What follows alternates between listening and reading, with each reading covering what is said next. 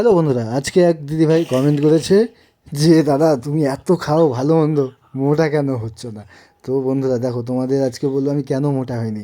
বন্ধুরা কপালে সত্যি কথা বলতে মনে খুব দুঃখ, টেনশন কেন জানো? ফেসবুকে ইউটিউবে এত ভিডিও ছাড়ছি, এত সুন্দর সুন্দর ভাইরালই হচ্ছে না, সেই জন্যই মোটা হচ্ছে না, চিন্তায় চিন্তায়। তো যাই হোক গে, তো এটা তোমরা কয়জন চেনো? এটা হচ্ছে চালের রুটি, হ্যাঁ। 10টা 12টা, আজকে সত্যি বলছি 10-12টা খাবো, এটা আমার প্রিয় জিনিস।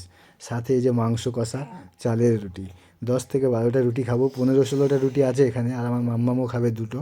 সব আমি খেলে তো হবে না। তো আজকে বন্ধুরা সেই লাগে। আর তোমরা একটু বেশি বেশি করে ভিডিওতে কমেন্ট করো, শেয়ার করো, যাতে তাড়াতাড়ি একটু ভাইরাল হতে পারি আর আমি একটু মোটা হতে পারি।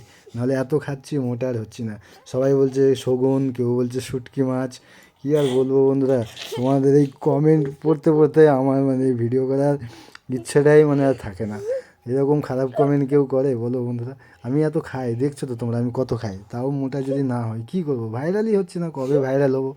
ফেসবুক মামাও তাকাচ্ছে না, ইউটিউব মামাও দেখছে না, কী আর করবো? দেখা যাক, যেটা আছে কপালে। তো ভিডিওটি কেমন লাগলো, ভালো লাগলে শেয়ার